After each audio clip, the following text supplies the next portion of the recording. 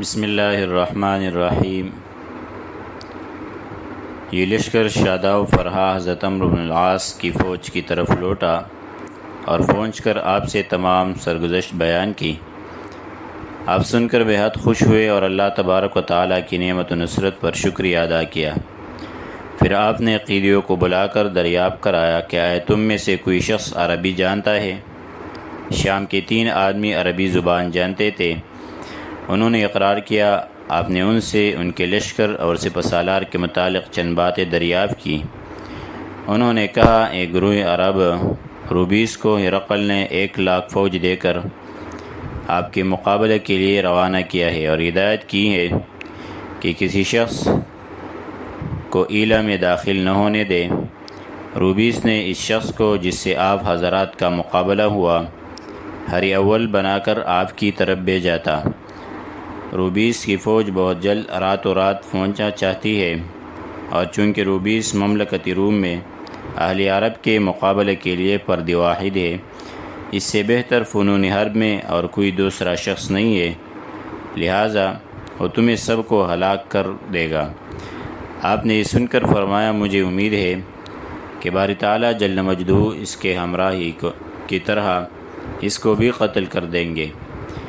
اس کے بعد آپ نے ان پر اسلام پیش کیا، مگر کوئی شخص اسلام نہ لایا۔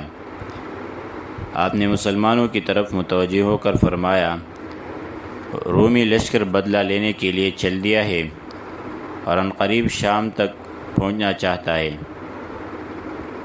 ان قیدیوں کو چھوڑنا گویا اپنے سر پر بلا لینا ہے، لہٰذا ان سب کو قتل کر دیا جائے۔ آپ نے مسلمانوں کو آواز دے کر کہا تیار ہو جاؤ، میرا گمان غالب ہے کہ دشمن تمہاری طرف چل دیا ہے، اور اگر وہ ہم تک پہنچے گا تو ہم جنگ میں انشاءاللہ العزیز بہت جلد ان پر وسعت میدان تنگ کر دیں گے۔ اگر نہ آیا تو ان کی قوت گٹ جائے گی، اور اگر ہم خود پیش قدمی کر کے ان کی طرف چلے تو مجھے کامل امید ہے کہ خداوند تعالی ہمیں دشمن پر جیسا کہ ابھی کیا ہے فتح یاب فرمائیں گے، اور اللہ تبارک و تعالی سے بہتر اور اچھے ہی کام کی امید رکھنی چاہیے۔ ابو درداء رضی اللہ عنہ کہتے ہیں کہ اس رات ہم نے اس جگہ پڑاؤ رکھا، صبح کو کوچ کیا تو تھوڑی ہی دور چلے تھے کہ سامنے سے لشکر آتا ہوا دکھائی دیا۔ 9 صلیبی تھے، ہر صلیب کے ماتحت 10,000 سوار تھے۔ اس وقت دونوں لشکر قریب ہوئے تو ہم نے روبیس کو دیکھا کہ ایک مست ہاتھی کی طرح اپنی فوج کی ترتیب دے کر اپنے لشکر کو جنگ پر آمادہ کر رہا ہے۔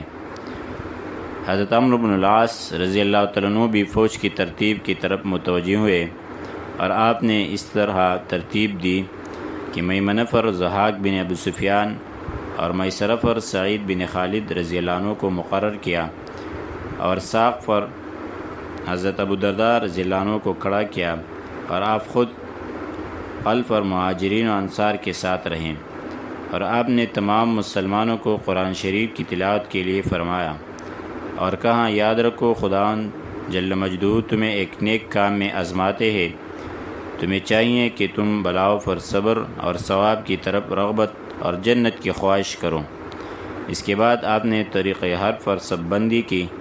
روبیس نے دور سے ہمارے لشکر پر ایک نگاہ ڈالی اور دیکھا کہ ایسے طریقہ سے ترتیب اور سب بندی کی گئی ہے کہ باغ سے باغ اور رکاب سے رکاب ملی ہوئی ہے، اور گویا کہ تمام فوج ایک مضبوط قلعہ ہے۔ ہر لشکری قرآن شریف پڑھتا ہے، ان کے گھوڑوں کی پیشانی سے نور چمکتا ہے۔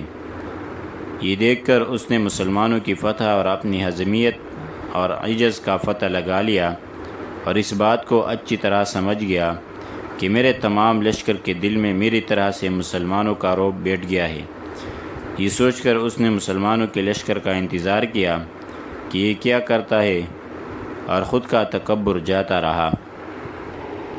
ابو درداء رضی اللہ عنہ کہتے ہیں کہ لشکر اسلام میں سب سے اول جو شخص لڑائی کے لیے نکلا وہ سعید بن خالد بن سعید رضی اللہ عنہ، یعنی حضرت عمرو بن العاص رضی اللہ عنہ کے بھتیجے تھے۔ انہوں نے نکل کر حلم مبارز کا نعرہ لگایا اور زور سے چلا کر کہا کوئی ہے جو مشرکین میں سے میرے مقابلے کے لیے آئے؟ پھر خود ہی دشمن کے میمنہ اور میسرہ پر حملہ کر دیا، بہت سے آدمیوں کو قتل کر ڈالا اور بڑے بڑے بہادروں کو پھچاڑ دیا۔ پھر دوبارہ حملہ کیا، صفیں چیر ڈالی، تمام لشکر میں ہلچل مچا دی۔ آخر دشمنوں نے مجتمع ہو کر آپ پر حملہ بول دیا اور آپ شہید کر دیے گئے، جس سے مسلمانوں کو سخت رنج پہنچا اور خصوصاً حضرت عمرو بن العاص کو بہت بڑا ملال ہوا۔ آپ نے کہا، افسوس صد افسوس واللہ سعید، تم نے راہ خدا میں خوب جان فروشی دکھلائی۔ مسلمانوں سے مخاطب ہو کر آپ نے فرمایا، بہادرو، تم میں سے کون سا بہادر ہے جو میرے ساتھ اس حملہ میں جو میں اب کرنے والا ہوں شریک ہوتا، تاکہ میں اپنی قسمت آزمائی کر سکوں؟ اور سعید بن خالد کا حال جاؤ گئے جا کر دیکھو۔ ضحاک بن ابو سفیان، ذوالقلائے حمیری، اکرمہ بن ابو جہل، حارث بن ہشام، معاذ بن جبل، ابو درداء، عبداللہ بن عمر، واسد بن وارم، نوفل، سیب بن عباد الحضرمی، سالم بن عبید اور مہاجرین اہل بدر وغیرہ رضی اللہ عنہم نے فوراً جواب دیا کہ ہم حاضر ہیں۔ حضرت عبداللہ بن عمر رضی اللہ عنہ کہتے ہیں کہ ہم 70 جوان تھے، ہم نے اس زور سے حملہ کیا کہ ہم دشمن کے بالکل قریب پہنچ گئے، اور چونکہ وہ لوہے کی پہاڑ معلوم ہوتے تھے، انہوں نے ہمارے اس حملہ کی کچھ پرواہ نہیں کی۔ جس وقت ہم ان کی استقلال کو دیکھا تو ایک نے دوسرے سے چیخ کر کہا، ان کی سواریوں کو کاٹ ڈالو، کیونکہ اس کے سوا ان کی ہلاکت کی کوئی دوسری تدبیر نہیں معلوم ہوتی۔ چنانچہ ہم نے ان کے گھوڑوں کو کے پیٹ میں نیزے بونک دیے، جس کی وجہ سے ان کے گھوڑے گرے اور انہوں نے ہم پر حملہ کیا۔ ہم نے بھی حملے کا جواب دیا، بلکہ تمام افواج اسلام پھول پڑی۔ ہماری فوج ان کے لشکر میں ایسے معلوم ہوتی تھی جیسے سیاہ اونٹ پر سفید نشان۔ ہمارا شعار تھا، لا الہ الا اللہ محمد الرسول اللہ، یا رب انصر امت محمد صلی اللہ علیہ وسلم، اے رب آپ امت محمد صلی اللہ علیہ وسلم کی مدد فرمائیے۔ ابو درداء رضی اللہ عنہ کہتے ہیں کہ ہم لڑائی میں اس قدر منہمک ہوئے کہ اشعار رجیے بھی نہ پڑھ سکے۔ اس قدر گمسان کی لڑائی تھی کہ ہم حملہ کر رہے تھے، مگر ہمیں یہ خبر نہیں تھی کہ ہماری ضرب کسی مسلمان پر پڑتی یا کسی کافر پر۔ مسلمان برابر بڑھتے رہے، اور حالانکہ ان کی فوج بہت توڑی تھی، مگر بڑی ثابت قدمی سے لڑے۔ انہوں نے اپنا کام خدا کے بھروسہ اور اس کی قدرت کے ثبوت کر دیا تھا۔ مسلمانوں کا ہر ایک سپاہی ہاتھ سے تلوار مارتا تھا اور دل سے اللہم منصور امت محمد صلی اللہ علیہ وسلم علی من یتخذ معک شریکا، اے اللہ امت محمد صلی اللہ علیہ وسلم کو ان لوگوں پر جو آپ کے ساتھ دوسروں کا شریک کرتے فتح دے پڑھتا تھا۔ حضرت عبداللہ بن عمر رضی اللہ عنہ کہتے کہ زوال کے وقت تک برابر لڑائی ہوتی رہی، ہوا چل رہی تھی اور فوجیں لڑ رہی تھی۔ مجھے جو دعا رسول اللہ صلی اللہ علیہ وسلم نے سکھلائی تھی، میں اسے پڑھ رہا تھا۔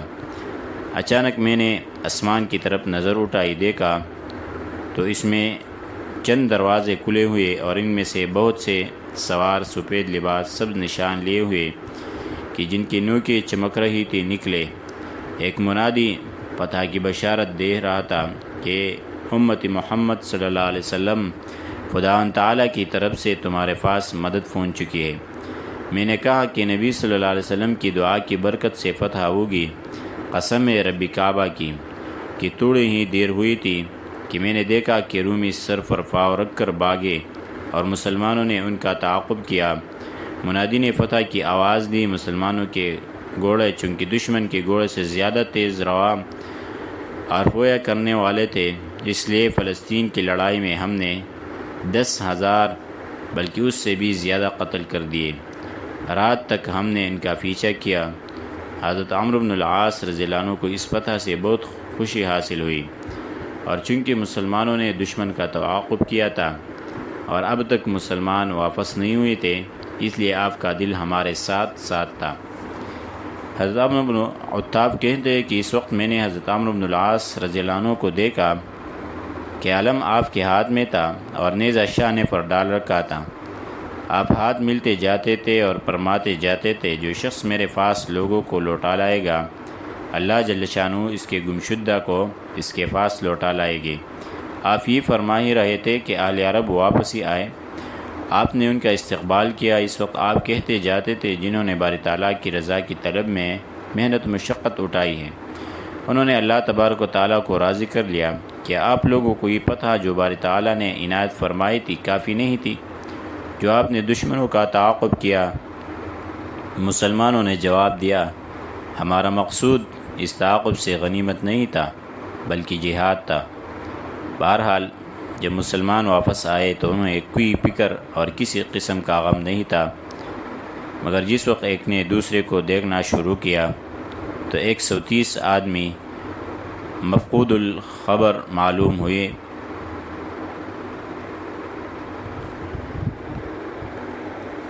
جن میں سیب بن عباد الحضرمی، نوفل بن نارم، سالم بن رویم، اسیب بن شداد، اربعین یمنی اور بادیہ مدینہ طیبہ کے کچھ لوگ شامل تھے۔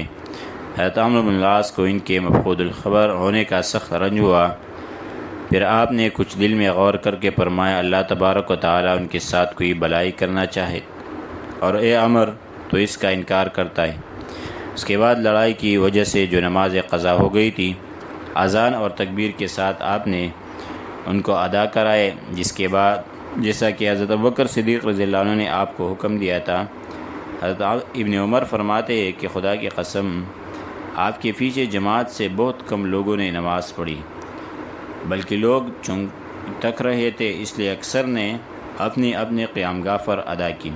مال غنیمت بھی بہت کم جمع ہوا، آخر خیموں میں پڑھ کر سو گئے۔ صبح ہوئی تو حضرت عمرو بن العاص نے اذان پڑھی، اس کے بعد نماز پڑھائی اور حکم دیا کہ مال غنیمت جمع کیا جائے اور شہیدوں کے لاشیں میدانی جنگ میں سے اکٹھے کیے جائے۔ چنانچہ لوگوں نے لاشوں کو ڈھونڈ کر جمع کرنا شروع کیا۔ 130 شہید جمع کیے گئے۔ حضرت سعید بن خالد رضی اللہ عنہ کی لاش بھی تلاش کی گئی مگر باوجود تلاش کی نہ ملی۔ حضرت عمرو بن العاص رضی اللہ عنہ نے خود تلاش کرنا شروع کیا۔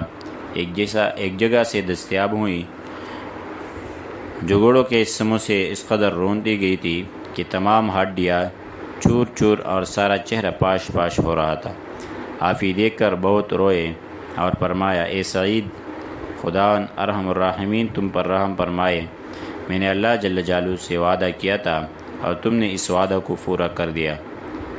اس کے بعد آپ نے انہیں بھی شہداء کی لاشوں میں شریک کر دیا اور دفن کرنے کا حکم دیا، اور تمام مسلمانوں نے شہداء کی نماز جنازہ ادا کی۔ یہ تمام کچھ قبل از جمع کرنے مال غنیمت کے ہوا۔ پھر آپ نے غنیمت کے متعلق حکم دیا، تمام مال آپ کے پاس حاضر کیا گیا۔